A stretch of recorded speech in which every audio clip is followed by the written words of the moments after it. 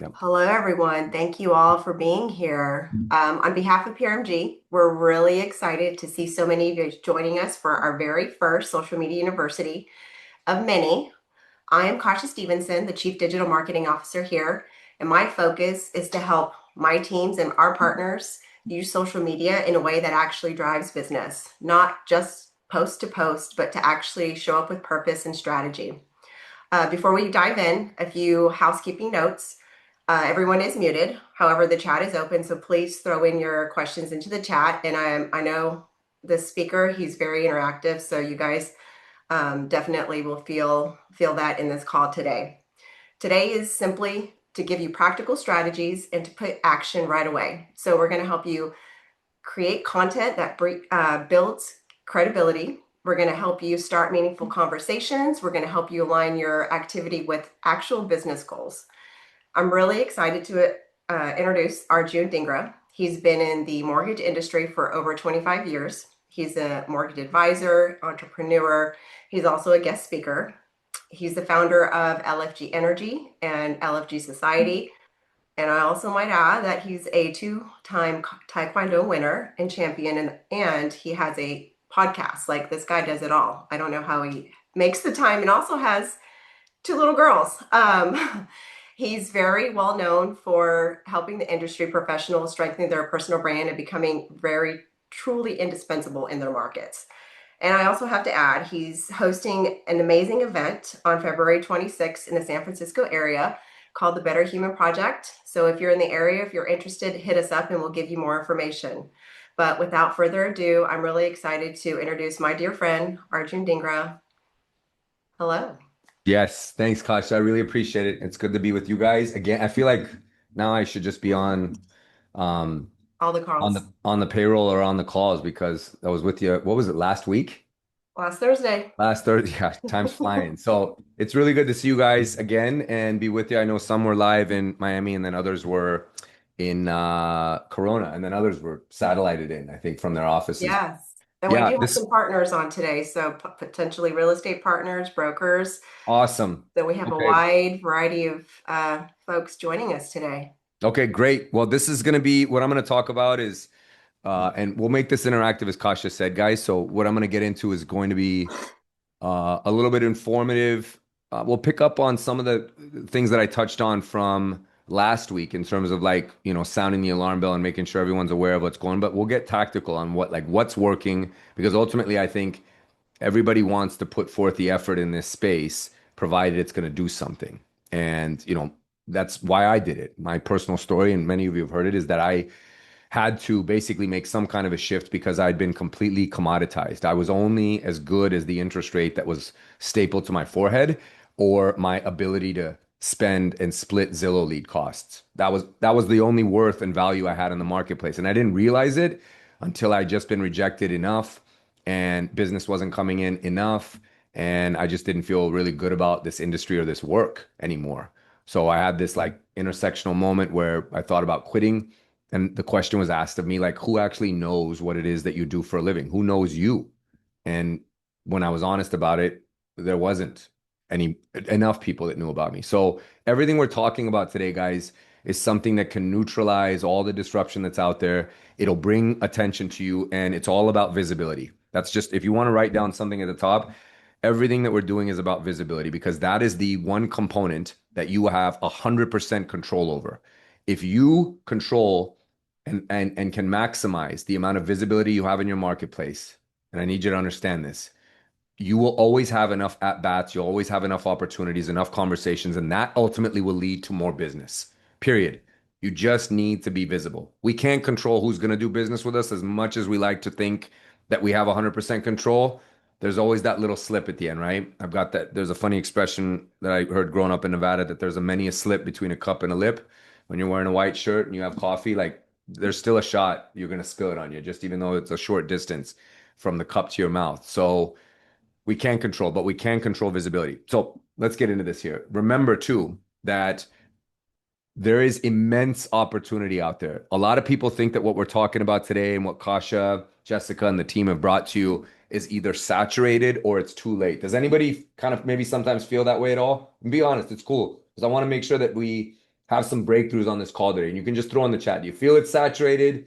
Do you feel it's maybe too late or that you're too late? I will tell you honestly, if I was starting all over again today, the opportunity today in this space to create a brand, to capture business online, to monetize social media as a vehicle is as big today if it was as any other time. Bigger, in fact, than it was when I kind of started poking around with this stuff 7 or 8 years ago. The first 2 years I did content, many of you know this, I didn't make any money. I got no lead, no referral from it. It raised my visibility, but there was something missing there in the connection. We'll talk a little bit about that today. But just recognize that the opportunity out there is going to either be as big or as small as your ability to recognize it. And I want everyone to see that the opportunity is freaking massive. Okay. I won't drop real F bombs today. I'll leave that off. Okay. Everybody saw news like this, right? Um, this was, back in September. So just in this last fall, where Compass is making these very, very big moves. Now, some of you on the call are in real estate, so you know about this. You might even be part of a company that was absorbed in this very large acquisition. And then the rest of us in mortgage, it's important that we have a pulse on this stuff because these are the conversations that we're having out there in the marketplace. And tying it back to today, these are some of the things that we need to be talking about and clarifying for people. But what this told me, what this shared with me, and I'm hopeful that some of you guys agree. And Kasha, we can't unmute people, right? Or can we? Or we can just keep it to the chat if that's easier too. You tell me. We can unmute them. Yes. Okay. There was a lot of hesitancy there. I'm just you're like, I don't know if that's a good idea. Okay, but we can put in the chat, guys. Like, let me what this basically means, and I need to know if this resonates with you. So just light up the chat with this stuff. And as questions pop up, please throw them in the chat because that gives us an idea of where to take this conversation. Because this is all for you today. I'm just leading the conversation and guiding us through, but I need your feedback and I need what you guys want. So, what this actually said is that very similar to sports analogies. We've all heard of like that athlete that plays for a team for like 10 years and then they wake up one day and they're traded. They get a call from their agent like, you know what? You're going to Philadelphia. You're in Dallas. You're off to go play for the Eagles, which is like one of the worst punishments for anyone coming from Dallas. I'm kidding, but I'm not kidding. So you're going to Philly. You got a new team, new teammates. You're no longer on this team. Your jersey changed. That's what's happening in a lot of real estate, and it's going to continue to happen through all this absorption and consolidation. I think in maybe in 5 years or less, there's only going to be a few players, and everybody else is going to be underneath those brands. So this means that the jersey overnight for a lot of people that work for other companies has changed in a way. And that's hard to keep up with if you've attached your business to that jersey because now you have to re-explain something. But the thing that outlasts this, and this is just yet another form of disruption, but the thing that outlasts this is the brand like you. If your name is on the jersey, right? If you are the one that's memorable, who you work for, what company you belong to, what area you represent, what your title is professionally at that place, that doesn't matter because what people are drawn to and what they follow is actually you. Does that make sense, everyone? Like with either a thumbs up or throwing it in the chat. And I want like this is something that we all need to be really, really aware of so that we can help partners with understanding this. And then if you yourself are part of someone that's even getting so like consolidation happens in the mortgage space too. I think we're going to see more mortgage companies absorbing other mortgage companies or looking to sell and exit. So overnight, if you've been hanging your hat on the fact that I work for this great company, which is fine, there's nothing wrong with that. Don't take this the wrong way. But if that is all you identify with, and that is all that represents you, and that is all that's out there about you, it's going to be very, very tough whenever something like this happens. But if it's always about you first, comma, the company you work for, not the other way around, the comma and what comes after it can always be interchangeable. But what comes first? You, this indispensable partner, this market expert, this creative financial solution strategist, whatever it is that comes first that you are known for, that is uniquely you, that you are the absolute best at, followed by that, then you'll always have something that's bulletproof. Does that make sense, guys? Is everyone with me on this? Yep. Okay. And this is why all of this matters. In a sea of everybody looking the exact same, we have to do things to actually stand out now. Okay. I like wearing bright colors. Sometimes it goes against what some color experts have told me to do. They're like, that's not your color. Don't wear that. I don't know if she said that about this color, but I used it for the example because this is a sea of people. So for a lot of you that think, well, I think these online spaces are saturated. Yes, they're saturated with white shirts. I think social media has way too many people talking about real estate. Yes, they're the white shirts. How can you be different and stand out? Because, guys, my brother has this great line: nothing is saturated because most people suck at what they do. That's the truth. Sometimes that's a hard slap in the face. Nothing is saturated because most people suck at what they do. So don't be the same. Don't join the sea of white shirts. You need to do something to stand out that's uniquely you, something that's either bold, something that is just specific to you. Like, stand out. Don't say the same things. Don't talk about the same things. Don't be the same thing. Okay. I want everyone to actually exert relevance now in a way that is unique to you and plays your strengths and plays what just makes you different. We talked about this last week, right? All of us are fighting for relevance in the marketplace because we have to exert it. Otherwise, we're going to get pushed to a place of irrelevance. I don't think, I've been saying this statement for a while, but I don't think it's any less important now. Like it is really magnified because there's so much disruption. There's so much speed of technology, of new waves of things that are coming in and kind of disjointing and recalibrating how business is being done.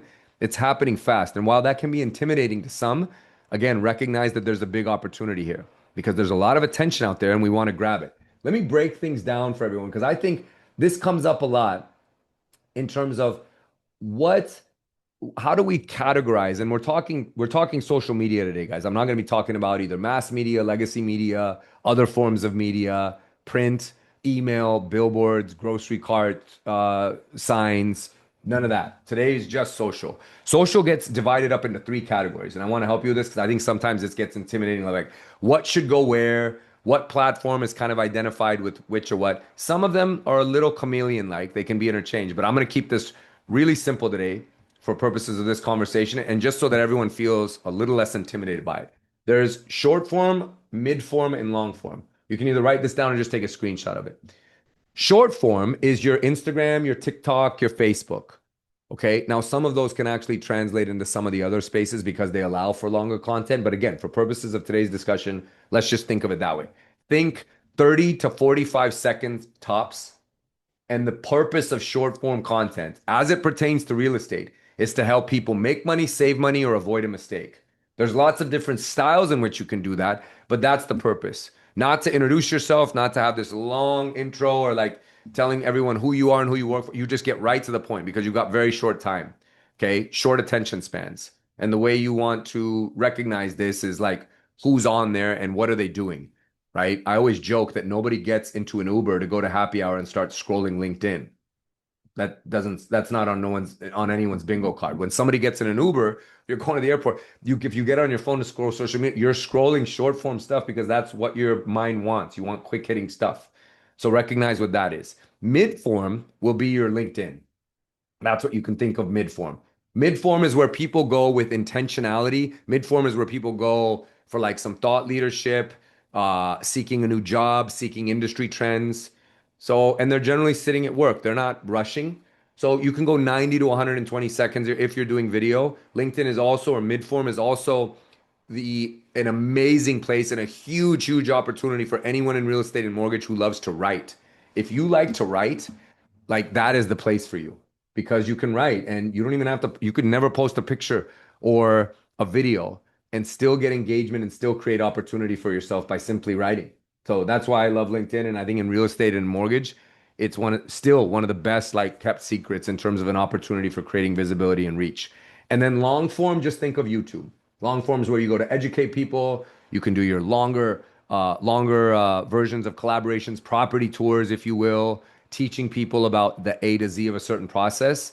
There's lots of different ways in which you can splice things up. Some people like to create long form content and then from there work backwards, extract bits of short form and mid form stuff. So they'll do one long video and they'll either use some technology or just have whoever's editing or do it themselves and say, okay, there's a 30-second bit I can slice out. Here's a 90-second bit I can slice out. Here's another 20-second bit. Now you got all your short stuff and your mid stuff, and you also that all came from the long. The other way you can do it, which I'm going to teach you guys about today, and this is like a cheat code for me, I go the other direction. I have 5 to 10 ideas at any given point in a week, and I can turn that into like 40 or 50 pieces of content. And I'll share that with you guys so that nobody has to like feel like they have to always reinvent the wheel or have 50 ideas. When I shoot 50 pieces of content in a week, it's not because I had 50 ideas. I probably had 5 to 10. We just squeezed it for a lot more juice, and that's what I'll share with you. Does anyone have a question on this? And was this helpful at least for how to break things out? Like at least keeping it more simple. Is this a little more clear to everybody now? Any questions on it? You can throw in the chat, and then Kasha, I can't see the chat just yet, but you can just interrupt me if there's a relevant question. I'll let you kind of monitor that. Or Jess. Okay, let me continue to move on here, guys. We talked about this last week, and this is why, again, this is a big part of why the opportunity is so big. The social graph was how the algorithm was truly defined for most all platforms pre-COVID. That basically meant that your reach, your impact on social media was directly correlated or came as a byproduct of what your following was. This is why people felt so strong about like I have to have a huge audience before I can post. I need thousands of followers and I don't. I have 50 and most of them are in my family. Like so what's the point in doing this? Everything shifted during COVID because of TikTok, which is why when you watched kids dancing in videos in their house during lockdowns, it was getting hundreds of thousands or millions of views. So TikTok recognized this and all the other platforms have pretty much adhered to it that they want to show stuff to people that is of interest to them, not necessarily tied to the size of their audience. And that's why somebody who just gets started with maybe a very small following of 100 people that could be like their old college buddies, friends and immediate family or ex-teammates from sports days can put out a piece of content that could reach hundreds of thousands or even millions of people viewing it simply because it's relevant and it's of interest to people, more so than someone who's got, say, hundreds of thousands of followers. Followers don't matter at all. What matters is that you're putting out content that's of interest. The good news is for everybody, everything that we do, mortgage, real estate related, it's all under the same umbrella, is of interest to people. You guys remember I said last week, 7 million people a day go to Zillow and Redfin. That is a lot of eyeballs of people. That doesn't mean there's that many active buyers or people transacting at this very moment. That just means that there are that many people who literally are obsessed with real estate. And that should be a light bulb moment in your brain of just thinking like, well, there is an opportunity here. Like they're already interested in the stuff that we talk about and do. We just need to put it out there. Here's just some metrics for you guys. I want you to have this, and I put this up because I just want you to see what the possibility is. This is old. So you'll notice the date there. It says July 5th, 2023 is when I took this screenshot. This is a piece of content that I have pinned. And again, I'm just sharing this with you because there's people on here that have me either already or will put up much larger numbers than this. So this is not bragging at all. I just want you to see the opportunity here because this is a piece of content that I put up 3 years ago, almost 3 years ago, and it still gets me business. People will still reach out to me because of this piece of content. So you can't see the title because you'd have to look really close there unless you have a really big screen. It says Blueprint to Becoming a Millionaire. Do you guys know what video? Do you know what this topic was? It's the most incredibly exciting and sexy topic you've ever heard of, and it was about FHA loans. FHA loan. Can you think of anything more boring and shit to talk about to hold people's attention? Like, hi, I want to talk to you about the FHA. They would scroll right as soon as I said F. They'd scroll right past, like, I don't care. Maybe you and I would care because we're in this industry, but to a stranger, they won't. What I did was I opened this video by talking about here's how anyone can become a millionaire in 6 years. And that's what captured their attention. And that structure is important. We can touch on that a little later. But here's what happened with that video. Because I in a compelling way grabbed their attention, in an intriguing way, I piqued their curiosity. I didn't open up with the boring thing. I didn't introduce who I was. They don't need to know what it is I do for a living, who I am, what company I work for. I just need to get to the point. Because remember, short form, we don't have that luxury.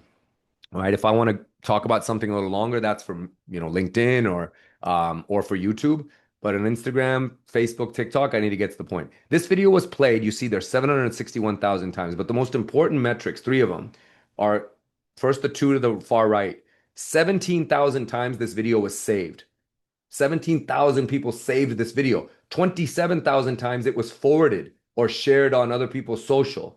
So this is what creates some type of viral lasting impact. I don't have any other solution, guys, for something that I do that I use my phone for and then use my thumbs to put it up there, like just typing, that's going to get me in front of this many eyeballs. That's why I'm all in on this stuff, right? It saved my career. I wanted to save everyone else's career. I wanted to make sure that you guys have relevant, healthy, long careers that are impactful and that are making lots of success and inroads in helping more families. This is the only thing. Until somebody can show me something that does, I'm not saying that other methods don't work. Please don't get me wrong. You could be the best door knocker in the world, or you're a highly effective email marketer, which I'm envious of because I think that's like kind of a really well kept secret also. But I just don't know of anything that I do that can get me in front of this many eyeballs. And until then, I'm just going to keep sticking with this. The last metric, guys, on the right is the 99.1% number.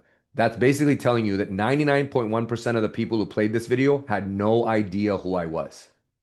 Like, let that sink in for they're complete strangers. And that is the reason why this content strategy or doing content is so important. Okay. The massive opportunity in all this, going back to what I said with the social and interest graph, these platforms want you to be on there. They want you to be a good community member and they want to share your stuff with strangers. Why? Because it'll make you more excited about using the platform. It's creating more connection. It keeps you on there longer. And then ultimately, that's how an advertiser is going to get to you so that you buy something off one of these platforms because that's how they're making money. How many people out here bought like something off social media? I have a house full of shit that I bought from Instagram. Most of it I don't need. I just get like it's not even sucker. It's just like you're on like, oh, it looks good. It's generally always really cheap, super accessible, and I push two buttons and pray my bank account doesn't get drained by a scammer, but the product shows up. It's kind of cool. So that's what they want. They want people on there so they can actually eventually get to that. So if you're putting out stuff that's of interest to people and it's sharing and creating connection, then they're winning, but we also get to win. But again, with that 99.1% of them being non-followers, the person who's watching content that you create today is going to probably do business with you 8, 10, 12 months from now because they'll kind of gain trust in you. They'll see you as an authority. They'll see you as a strong source of information and someone they can really, really trust, but they have no clue who you are now. And that should be really exciting to people. Literally, someone that's going to do business with you 8, 10, 12 months from now does not know who you are. And this is how they're going to find you because that's what people are doing now. They're not taking their father or their mother's recommendation of using this agent and using that lender. They want to make their own decisions. How do they make their decisions? By absorbing content and formulating their own theories, hypotheses, fixed opinions. The big mistake that I made, as I told you, for the first 2 years that I was doing this, was all the content I made was about me and what I felt comfortable talking about. It wasn't about them. So remember, guys, it's not about you. Everybody is doing this for them. We have to make this all about the people that we're serving. And it's clear to get it's very important, excuse me, to get really clear on who you're talking to. And I think just for a quick exercise, if you want to write that down, who is my audience? This is a question you should be able to answer very quickly. And if you can't, you need to spend some time articulating it. Who am I talking to? Because if you try and market to everyone, you connect with no one. Remember that. If I market to everyone, I connect with no one. I need to speak specifically right through this camera to someone. So who am I talking to? Is it first-time buyers? Is it fixed and flip? It doesn't mean that you don't work with other people, but you have to be known for something and you have to connect on something specific. And then that will lead you to the opportunity. Like how many people, I started off doing loans as a VA streamline strategist in 2001. That's it.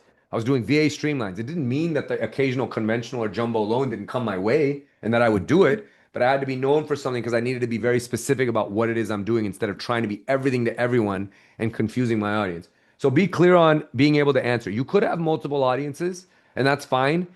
Like for me personally, I got into this wanting to go direct to consumer. So all the content I was creating was to try and educate and empower consumers with more financial literacy, better home buying tactics, how to get creative, all that stuff, hacking their way to home ownership. What ended up happening by accident was real estate agents and fellow lenders were following me, not consumers. And then in turn, they would start to share it. So this answer, the reason I share that with you is that this can change. You, though, need to be very clear on who it is that you're talking about. Okay, I want to get into my actual playbook here.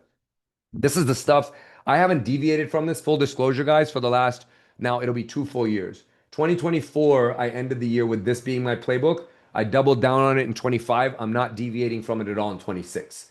So I'm an open book. I want to share all this with you guys. The 3 types of content strategies, whether it's on any platform, it doesn't matter the platform, but the ways in which I'm talking about and bringing information are through these 3 pillars: community marketing, storytelling, and news hacking, right? And because I haven't changed this, some of you may have heard this, whether it's been on another webinar or you've seen me speak. But I'm going to go through it again because I want this to sink in and I also want to answer some questions here. So community marketing is how I got probably my two largest deals off of social media were through community marketing. And I'll give you the example. Everybody on here needs to be the digital mayor of their market, of your zip code, of your neighborhood. You literally need to be the biggest champion or evangelist for the cafes, the delis, the small businesses, the new zoning restrictions that are being lifted. Maybe it's your new mayor. Like, root for your market because people are drawn to, more so than ever, positivity, optimism, light. They're not drawn to transactionalists. Nobody needs another mortgage person. What they need is someone who loves that neighborhood so much that eventually, when you think about wanting to move there, you're like, I can't think of a better person I'd want to work with or align with. So I took my phone out during the pandemic because it was a really, really hot day in front of this gym. It was one of those chain CrossFit style gyms. They're called F45. I don't know if they're big in the Midwest or in the South, but they're all over the West Coast. And they had these splash ponds outside. It was a really hot day. And because of like lockdowns, it was hard to find outdoor space where people were allowed to congregate or hang out. So we had our not 1 year old, but like she was just, you know, less than a year old, and she was driving us nuts. We just wanted to get out of the house. So we went there and they had this splash pond. So we were walking her through. I took my phone out because I thought, what a cool idea. I had the business back in the background and I just did it selfie style. I said, what a cool concept. What a great business. Like clearly they must be thinking about parents on a day like this because every parent needs a little bit of a break here. And now I can get a nice coffee because my daughter is going to be a little bit occupied. That's it. I tagged the business in it. Well, every business has a social media manager, a social media account. By tagging the business in it, they shared it with their audience who have no clue who I am. Now I just got exposed to a few hundred more people or however many audience members they have. What happened is then the owners of that gym reached out to me. The owners of that gym then said, "Hey, thank you for sharing this. That was really cool of you. You got a free pass on us," which I never used because I'm not a CrossFit guy. But they said we actually started following your content. We love it. What do you know? They have 3 kids and they need to move. So for me as a mortgage person, this is the dream scenario. I'm going direct to consumer. They wanted something that was going to be priced at about 4 million because everything here is ridiculously overpriced.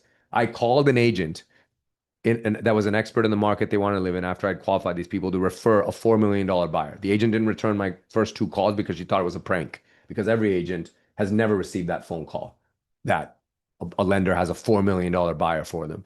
But eventually she kind of like thought Arjun's either nuts or he's really persistent and he's trying to get me to coffee. No, I didn't want to take her to coffee. I knew she was the expert in that area and she'd take good care of the clients. Good. Now we have a working relationship. So this can help you. That came by community marketing. So champion the businesses, not with the agenda of wanting to get business, but because you just care and you want to shout businesses out. You want to support other people. You want to support your market. Next is storytelling. Storytelling, I've said ad nauseum, so, so powerful.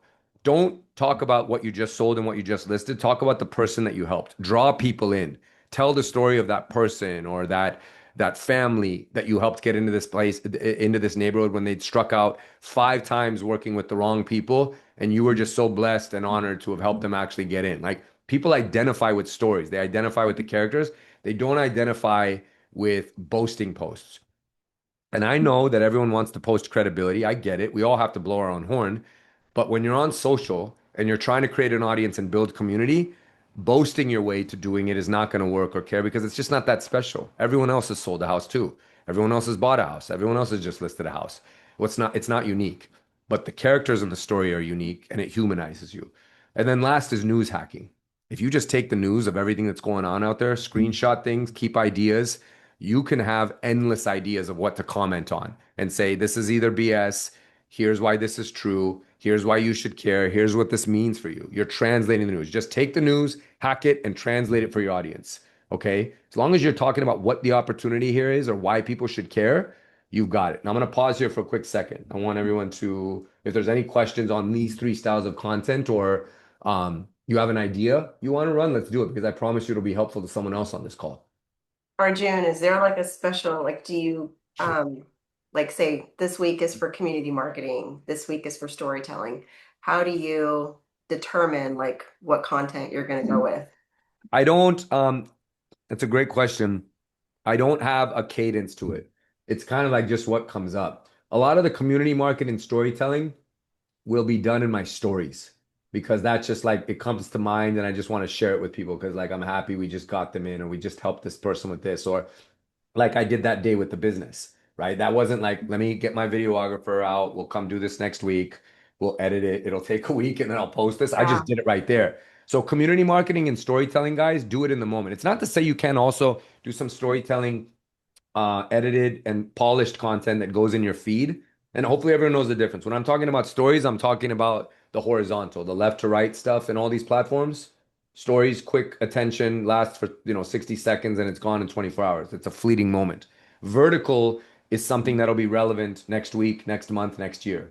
That's how you kind of determine. If it's going to be relevant in a week, put it in your feed. If it doesn't carry any relevance past tomorrow, put it in your stories. That's how you kind of can tell between the two. But a lot of the community marketing storytelling goes in my stories, but it's not to say that you can't put any of that in your feed. That's just how I do it. The news hacking is probably what I do the most of because it's everywhere. There are bombs being dropped on our industry right, left, and center all the time by large media, which is losing trust and credibility all the time because people are figuring out like you're trying to scare the shit out of me about buying a house. You're trying to tell me that the sky's falling. And a lot of people believe it until people like us come in there and say, no, here's why this is BS. Like it was a year and a half ago, there was an article posted about foreclosures being up 150%, almost 2 years ago when most of the abatement programs and forbearance had kind of lapsed. So there was a spike in foreclosures, 150%. Anyone who's already kind of like, I don't know about buying a house, they read an article like that, they're like, shit, I'm not buying anything. There's no way I'm buying a house. The market's about to crash. Foreclosure, 2008, they start connecting the dots.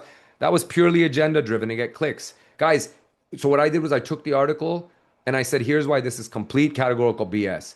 Here's math for you that everyone can do. If you are at zero and you go to one, what percentage increase is that? 100%. That's all this was. It was literally going from no foreclosures because they were frozen to almost a normal level because foreclosures are part of every market cycle. Every day there's a foreclosure or two happening. It doesn't mean that the market's about to invert. Sometimes houses just go back to the bank. It happens all the time. But when you go from zero to a few, it's a big increase. So this is nothing more than clickbait. Don't worry, the market's not crashing. I said that. The amount of comments, feedback, and thoughtful remarks I got back from it. Thank you for clarifying that because that looked a lot scarier than it was. If you do this news hacking, you'll build credibility and you will become the news source. As crazy as that sounds, guys, you'll literally become the news source. As far as cadence goes, which I think is maybe part two of the question there, Kasha, like how often should we be doing stuff? You were trying to say like, how do I break those out? The answer is, guys, there isn't any scientific way of doing that for me. You could dedicate a whole week to doing news, another week to doing community marketing, another week to doing storytelling, and then maybe you want to start mixing it up. My encouragement to you is just try things. Whatever I'm saying isn't the gospel. There's other people that do things different. I'm just sharing what works for me. You might find something that works a little bit different for you. If I'm just giving you a starting framework that gets you going and then you come up with something great on your own, then I was very helpful and successful today in reaching you. So don't feel like you have to do it my way, but if you need a place to start, try this and then come up with your own footing. Now, in terms of consistency, this is very, very important. I told you earlier that the platforms are going to want really active and good participants, good community members. Think of it this way. You go to a cocktail party dressed nice. You got to the cocktail party, and maybe you've done this sometimes. It's a networking event. You had high hopes, you got there, and you just kind of like grabbed your drink and stood in the corner. You didn't talk to anyone, you didn't make any effort, and then you left, and like that thing sucked. The truth is, it didn't suck. You sucked. You didn't take your jacket off and stay a while and shake hands. Like, so I always say, take your jacket off and stay at the party for a bit. Engage people. Don't just post and run. Don't just share a story and run. Be a good community member and a cheerleader. And this is where you're going to gain more conversations. This is where things will go from, I call it first date to third date, right? Like you'll speed up some of these conversations and dynamics with people and find out, oh, they happen to be looking for something or they know someone that needs your help. But that's not going to happen unless you're on there engaging, shaking a few hands, and staying at the party for a while. So I say, talking about those two middle points, engaging 20 posts, engaging 20 stories, this is something you need to do daily. Whether you block time out for it or you're just kind of consciously doing it when you're on breaks, go through the vertical and leave genuine comments on people's posts that you follow. Now, this is so great for solidifying and cementing relationships with people because instead of them getting your newsletter that was stock generated by the company with cooking recipes and neighborhood gatherings, which ends up in everyone's spam, what if you're connected to your past clients or current clients on social and you see that their son just got into West Point or that their dog just sadly had to be put down? And you can actually genuinely comment and be a real human being like, I'm so sorry, it's the worst. Or congratulations to your son, you must be so proud. Like, and thanking him for serving. That is way better, way more connected, way more sincere, way more human like in terms of forming a lasting bond or something memorable than or don't forget to move your clocks back. Don't forget to move your clocks forward. Here's my newsletter, my way of keeping in touch with you. I just wanted to check the box and be done with it. Be a little bit more sincere. So this is a great way to stay and cement those relationships, but engage 20 posts. What'll happen is if you're doing this fairly consistently and every day, you'll notice in 30 days that engagement that comes back to your content is going to be much better, right? You'll also even pick up some more audience members because comments start to track. And if people are always seeing your comments, because there's a lot of people that go to social, believe it or not, guys, to read comments, either because they're looking for a fight or they just want to be educated or they just like to read. Okay. And we're related to some of these people. We live with some of these people. You might be one of those people. Like it's all out there, but people read comments. And if your comments are on enough places, I promise you, people will click on your, like, who is this person? I always see Kristen Cassidy commenting on this stuff. And I've seen like that's the third or fourth time I've seen her name. I click on her profile, I see what she does. I'm like, oh, interesting. Now they go down that rabbit hole. Do the same thing with stories. Leave genuine comments, replies, thoughtful stuff to people. It could be fun, but you just need to be doing this because it'll help you guys out in terms of actually turning your content more powerfully. Share 4 to 6 stories a day. That's all I'll say on it. The last bit you guys get. Be consistent. 4 to 6 stories a day. Some of you might be thinking that is a lot. I promise you it's not. It's nothing. You're just overthinking it.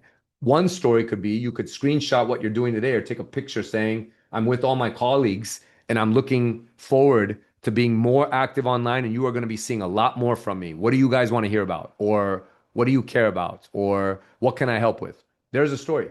That's one. You being in your car on your way somewhere and there's a thought that comes into your mind about the market or something that you want to share. Like, don't feel like you have to be ready. Stories are literally breaking news. I call breaking news. We are live in 3, 2, 1, go. Like there can be an and an ah. I look off the camera. It's just you talking to me, like having a conversation. That's how you should think of stories. When something hits you and strikes you, go with it. Let me pause there for a second before I get into brands, because I have a brand exercise I want everyone to do. Is this all like digestible, guys, or do we feel like we're drinking from a fire hose? We're good? I only Arjun, would you Yes. say that doing the 20 comments, like if they're like, I don't want to show up on camera just yet. Like you need to start commenting Yes. on the stories, on the posts. Like start with that one activity, right? To Yes. just to get yourself used to it, to become consistent, and Yes. then you'll be comfortable with posting the stories. I Because I feel could. like there's that intimidation still of like nobody cares about me.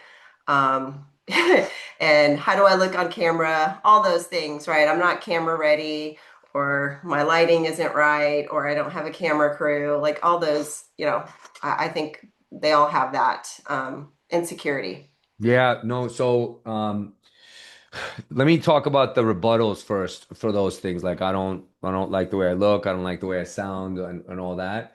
But the first part of your question, Kasha, the engagement stuff, absolutely. If you're not ready to like be posting, but you still get on there, number one, it'll train the platform to recognize you're a serious user. Two, it gets you in the habit. So it's a muscle you're developing. But three, it gives you a lot of research. You will see most of my ideas come from looking at other people's content. It's reconnaissance. Like we're kind of like surveying the market. Like, what are people talking about? Sometimes your ideas come from there. Like, what seems to be trending? I'm seeing a lot of people talking about tariffs, right? Is everyone amazed at how many tariff experts we all became related to like overnight? Like globally renowned PhD level tariff experts. Incredible. I had no idea that my friends were this smart. Even some of my family members, even though they misspelled tariff, which I'm guilty of, because that's an easy one to mess up. So, like, you see all this. I don't mean to go on the tangent. I had to. That was tempting. But if you see all that, like you see these stuff and like things that you actually want to comment on or bring. But let me go to Kasha. What was remind me? What was that second part of the question there? Oh, the reluctancy. The okay. Here's your quick rebuttals, guys. This is really fast. Okay, and this is designed to make you laugh because I want to make light of it, but it's also so you get out of your own head. Many people say I hate the way I sound on camera. That's a totally normal. Um, reluctancy, if you will, or behavioral thing that's holding you back or giving you making you adverse to putting out content. I hate the way I sound. Just answer it this way. If I was in your market, okay, like Kasha's in Dallas. She's an originator at heart. Kasha, I got a $5 million guy who needs a mortgage. He's gonna put down 2.5 million. So it's 50%. This is a no-brainer. All right. He's coming to Dallas. He wants to live in like one of the nicest houses. Kasha hates the way her voice sounds. Do you think for 1 second when I pass that referral off to her, she's gonna pause and think, I don't know if I can talk to this guy. I hate the way my voice. No, she's going to go right into attack mode because she's not thinking about that. She's about the clients. She's about the opportunity that's right there in front of her. Everything you're doing is an opportunity. If you're going to stop because of how you sound, that's ridiculous because you wouldn't stop if there was a money-making opportunity for you right there. So there's that. So now anyone who's like, I hate the way I sound, put it out of your head. It's literally that easy. I know I'm simplifying it, but I'm actually simplifying it. I hate the way I look on camera. When you left your house, some of you are in an office, I can see it. Some of you might be working from home. So I'm talking to the people that are in the office. When you left your house this morning, you looked in the mirror and either you or your spouse or someone you lived with, a roommate, signed off on your appearance. Because if it wasn't good enough, you would have gone back in and changed, right? You were fit for public, which means you're fit for camera. If you're good enough to go out in public, you're good enough to be on camera. It doesn't matter how you look like. All right. And then I don't know what to say. We've already covered that. I've given you great ideas of endless ways of coming up with topics. All of these things are because you remember that slide that said it's not about you? All of those aversions are because you're making it about you. I joke about this all the time. I look like categorical shit in 90% of my videos because I'm tired and I work a lot and I have children like a lot of you do. I don't care what I look like. What I care about is the message I have to bring to the market because for those of you that feel like what Kasha said, nobody cares about me, I promise you, everybody on this call believes they're really good at what they do, right? You should believe you're the best at what you do. You have to have that belief. Or that you're a work in progress, but you're going in the right direction. Fine. What you have to say is important. And if what you have to say could affect one person, change one person's trajectory, help one person from avoiding a catastrophic mistake of dealing with a discount broker or a discount lender as opposed to an expert or a real advisor, then you've done your job. You'll feel better like I helped one person. All of us would go to bed better and easier knowing if we helped one person. The odds are you'll help more than one person. If you have something important to share and you hold on to it, you're actually being selfish. My brother, that's another great line from my brother. He says that. And that's let that hit you for a second. You're actually being selfish. Don't make it about you, make it all about them. Because all the success and all the visibility and all the opportunities, guys, are on the other side of all these excuses. And they really are silly. So hopefully I dumbed them down a little bit there. I saw a few people smiling and laughing. So if that was you that hates the way you sound, hates the way you look, or thinks you don't have enough things to say, no more. Like we've answered all of them. We're good? All right, I can get off this call now. I don't even need to be with you anymore. Okay, so brand is something. Kasha and I talk a lot about this. Kasha, Jess, and I, because we've done so many collaborations, and brand is something that gets confused. I think sometimes we make too much of it, and then it kind of like it clouds our ability to translate what it is or even seize the opportunity, and then we just put it off. And I'm sure for a lot of you, if you can give me a thumbs up or just say, yeah, like the whole business brand, personal brand, what is it? I don't know. And then I don't want to deal with it. Okay, I'm going to keep it real, dumbed down, and simplified for you here. And then this will clarify it for you if there's any confusion left on brand. And I hope after this call, there never will be. Everyone, by the way, has a personal brand. Every single person does. You just haven't seized control of it, perhaps. Okay. And the faster you seize control of it is the faster you will monetize it and do something with it. Because if you're creating conversations, becoming a trusted news source, being consistent, the conversations will happen. I promise you. The inbox will start to flood. There will be people in your DMs or in your email that are following you saying, hey, I want to talk more about this. I need help with this, the thing that you talked about. So recognize that brand is nothing more than your reputation. That's it. A personal brand is your reputation. Simple, full stop. And your reputation is the sum of everything, all the good things, the deeds, the energy, the vibes that you put out into the universe. That's it. It's your reputation. It shows up to meetings before you do, and it's what people say about you when you're not in the room. That's what a brand is. So here's the exercise. And I want everybody to do this. This is really, really important. I try and do this 2 times a year. We need to be better about it within our business and do it quarterly. And trust me, guys, if you reach out to people the way I'm about to summon you to do or request that you do this, The people that you're asking, you don't need to feel insecure about what are they going to think that I'm asking this question. They are actually going to look at you differently in a positive way because everyone likes someone that is trying to improve. Everyone likes someone that's trying to get better instead of just sweeping it under the rug. So if you are a lender on this call, I want you to ask your last five either clients and or referral partners, the agents that sent you the business. And if you're an agent, maybe ask the last five clients you worked with, maybe the last five agents you worked opposite the deal, and just say, hey, I am taking stock in my business and I'm really paying attention to my brand out there. Can you describe, excuse me, can you describe in one word what the experience was like working with me and my team? Notice I said one word. If you say, can you tell me what it was like to work? Nobody has time to write you a novel. They'll overthink it like, I don't have time for this. I love you, Christy, but I'll get back to you later. Like, I can't deal with this. But one word, everyone can type up a word because it'll come to their mind immediately. Psychologically, it works because you just are triggering them and you're making it easy for them to answer the question. There's no friction. So if you do this, you are going to find out what your brand is right now. And for some, it's going to either be reassuring and you'll know that you're on the right path, which means double down and keep doing what you're doing because you're clearly doing something right and it's connecting. Some of it might be a mixed bag, which is exactly what happened to me when I first did this exercise 7 or 8 years ago. And then some of you, it might be a wake up call. Something is really off because what I'm putting out into the world is not resonating with the people I'm working with. I am thinking I'm this, and they're telling me I'm that. So you'll find out what the disconnect is. We're all business owners, guys, at the end of the day. Like we have to get under the hood and analyze data and ask these questions. We can't just keep going transaction to transaction like this tornado or hurricane. If we're leaving a little bit of a mess behind us, we need to keep stock. Is this landing or making sense, guys? Does anyone else do this already or do some kind of a regular check-in to ask some of these hard or maybe uncomfortable questions? And maybe it's not uncomfortable. Maybe it's great. And I hope that it is for you. For me, it was rough.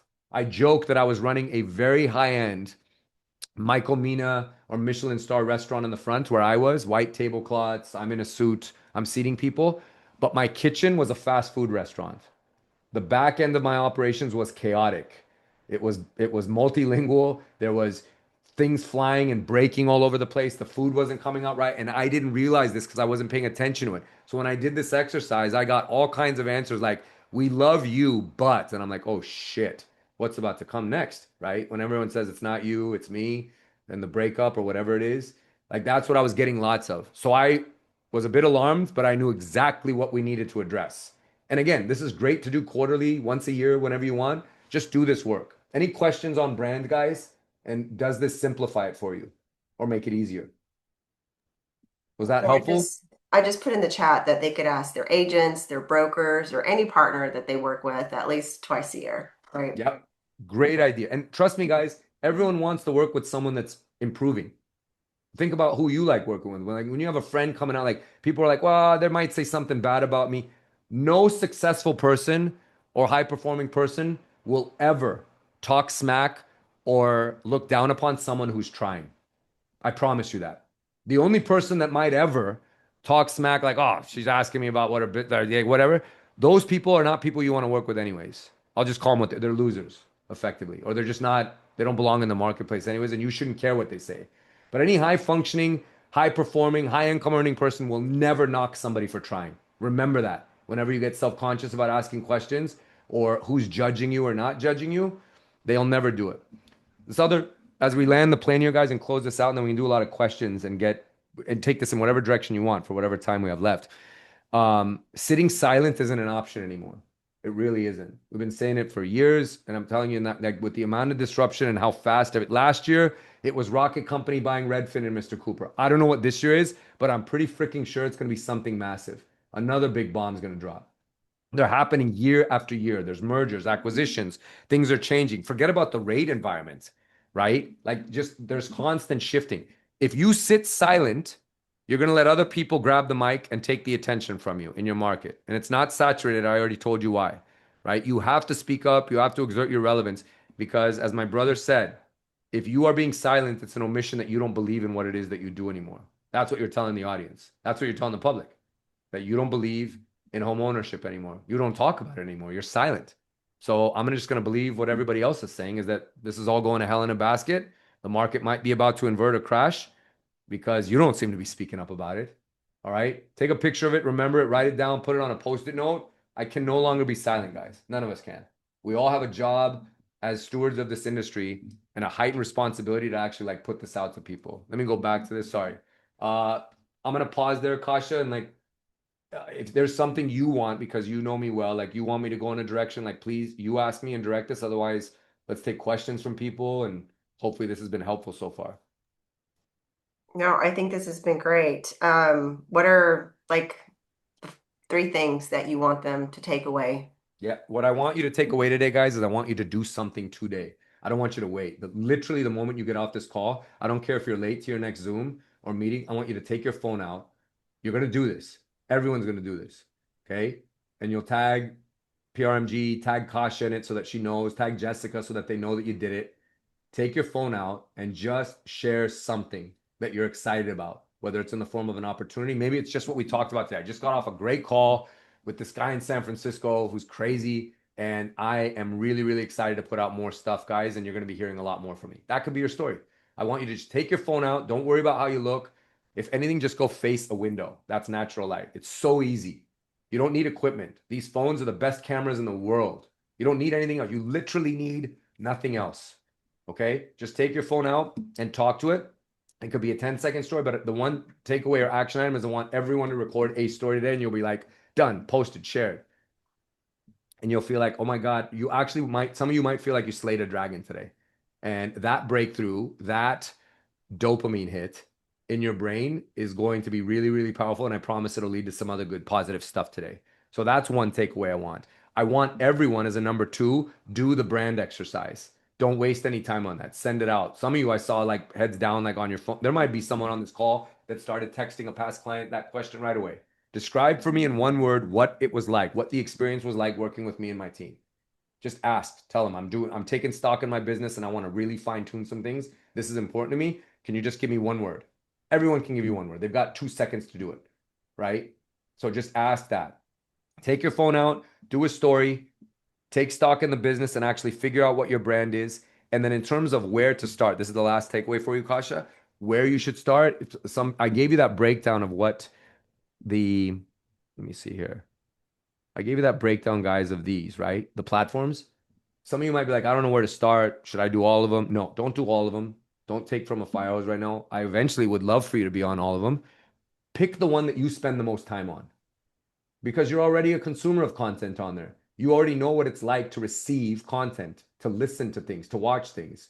You know whether you like to be entertained, whether you like to keep your attention span short. You're already seeing it from the eyes and ears of the consumer that you're trying to reach because you're one of them. You're on that platform already. So it makes it very easy to reverse engineer and turn that around. Does that make sense? Okay. So those are three takeaways, which I think everybody can do today. Wherever you're going to start, pick the one that you spend the most time on and just stay there. Don't worry about anything else for now. Just gain some footing and some, and find the nuance, find the confidence with it. Confidence comes from reps, guys. That's it. Like you have to just do it. It'll build competence. And then through increased competence, you will be confident. Nobody starts at confident. Okay. You have to take reps. Will you suck at first? 100% you will. I cringe at the videos that I did even a year ago, 2 years ago, because everything is changing. I talk differently. My mannerisms might be different. My confidence might be different, different swagger to it. Maybe I'm talking about different topics altogether. Like everyone is evolving quickly, right? Don't get hung up on any of that stuff. Okay, let me pause there. So there's one thing since I am in marketing and we all, have heard the word set it and forget it. Uh-huh. Um, I don't think social media and set it and forget it like go hand in hand. Because there's a lot of folks that want to rely on the posts that corporate, provide for them and Mm-hmm. then don't do anything else outside of that. Yeah, that is a fact. So are there any Compass agents on here? I can't read the comments, Kasha. It's I don't not think the, so. We have some no? brokers. We mostly probably PRMG. We have some brokers, AEs. Okay, let me tell you the best example of what Kasha is talking about, guys, about that. What is lazy marketing? Relying on the corporate thing. And who's the winner in that? Who ends up winning? In a situation like that, okay, let me just take this off. I'll come back to me so you guys can actually see me now. Good to see you guys. In a situation like Compass, Compass recognized, and you'll notice this if you just think for a second with me, like, oh yeah, that actually makes sense. I've seen that. Compass recognized that agents don't want to do this stuff, but they need to do this stuff. And they want to make it easy for their agents to do this stuff. So what does Compass do? Compass generates Compass branded content. And a lot of brokerages do this so that you can just check the box and say, oh, I did it. And it's all branded for, it all looks the same. It's the black, the white, the Compass logos everywhere. Who's the winner in that? Robert Revkin and Compass. Their brand is being solidified and like thrown gas on the fire to hundreds of thousands of agents around the country that are posting and sharing content about Compass, thinking it's them. Meanwhile, they're being duped, and it's actually just playing up the brokerage. Because if I pull up 10 Compass agents' social media platforms, I will not be able to tell the difference between any of them. If the name is erased, they will probably all look eerily familiar because most of them just put the stuff out, check the box, like, oh, I'm done with it, right? Because it's either daunting to them, they don't want to do it, they're being told they have to do it, or they just have outsourced it. You can't outsource who you are. Now, I know and recognize for some companies and some people out there, that compliance can mean different things and that it can be a little bit more stringent, you know? And how you get around that is something you have to kind of figure out. But the way around it, as far as I'm concerned, if posting actual content that goes in the feed, the vertical, is always going to have this red tape or this like stopgap of having to pass through these gates of approval from department to department. There's nothing that says you can't just take your phone out and talk on stories. There are a lot of people that literally only post on their feed maybe once a week, far, maybe even less frequently than that, but they are on stories every day because your feed posts are shown mostly to strangers, a small sample of people who follow you, and a small sample of people who don't follow you. Depending on how well it does in a very initial early stage, matter of minutes or maybe an hour, they will either decide to show it to more people that follow you and even more strangers, or it'll die. This is why you've seen like a post just kind of like fall off and then it got nothing, or it took off. Your stories, 95% plus, are going to be shown to people who actually follow you. These are people that already know you, they like you, they're following you for a reason, they're past clients. So if you're in your stories talking to people, that's going to be really, really effective. So that's a way to kind of get around the compliance thing.